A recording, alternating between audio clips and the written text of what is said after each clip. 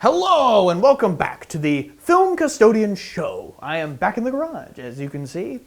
And today we're going to talk about a new movie that came out a couple weeks ago. It's called 65. Is it 65? And it is 65 standing for 65 million years ago. And it stars Adam Driver. Took me a second.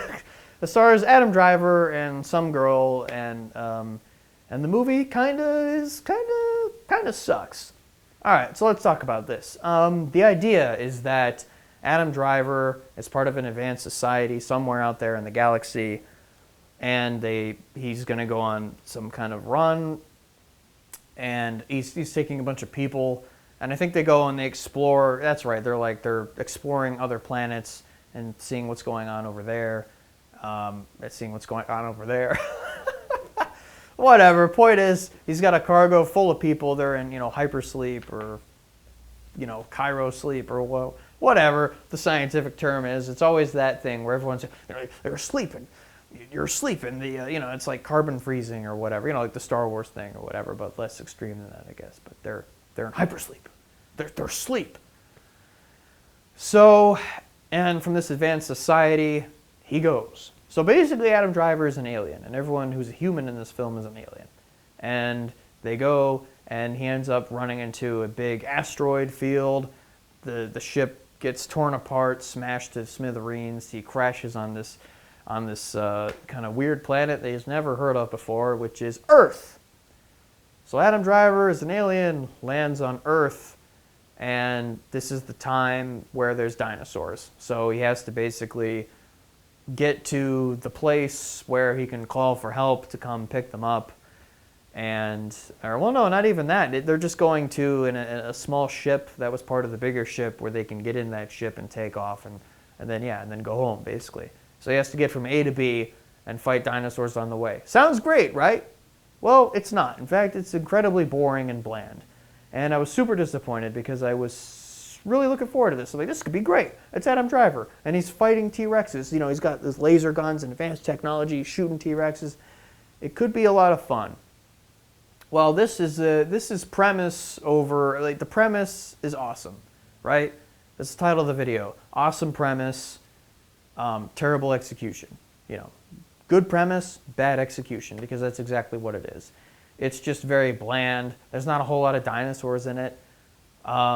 And that's the thing, is that I love the idea. I love the idea of, first off, it makes you think that it's time travel. There's a lot of people confused, just like me, where it looked like it was advertised kind of like it was time travel, 65 million years ago. I'm like, so I thought he was just a space guy, going off to explore the galaxy. Maybe Earth is dying, the usual story. Earth is dying, we need to find another planet to live on.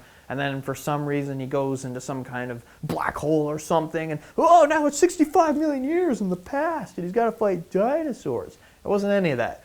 It was just, we're from another planet, and then we accidentally crash land on Earth, and we have to fight dinosaurs and get from A to B to escape. That's it.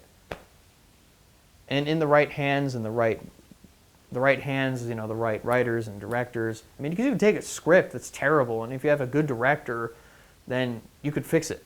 You could salvage a movie out of it. Well, this was the writers and directors. Actually, they were the co-writer. They wrote, A Quiet Place Part 1. I don't know if they wrote Part 2. And actually, I had read some stuff about them. They had said that, I guess they were offered some superhero films, but they didn't want to do that. They didn't want to do big franchises. They didn't want to do sequels or prequels. They want to do original stuff. Great, that's awesome. And this was pretty original. Kind of. At least it's different enough. But it's pretty boring. I know people have actually compared this to The Last of Us because The Last of Us is out now, but maybe they were inspired by The Last of Us, but it would have been the TV show, or not the TV show. It wouldn't have been the TV show, it would have been the video game they were inspired by. I know that video game inspired a lot of different storylines similar to that. But anyway, so he has to leave, he has to protect this, Adam Driver has to protect this young girl, and they have to make it to the other ship that, when the one ship crashed, I think it was an escape pod or something they got to make it to. And, the child actor does fine. She's okay. Adam Driver's not at his best, actually. I'm not sure he knew what to do with this role. And in the end, you kind of end up with a fairly bland. This movie's just forgettable. Let's just be honest. It's a forgettable film. It was fine in the theater. Some of the action is okay. The CGI is pretty good, honestly. It's not bad, which is pretty rare these days because it's just so constantly churning. I mean, you go back to some of the old films, or old films now, yeah, but like, okay, so early thousands.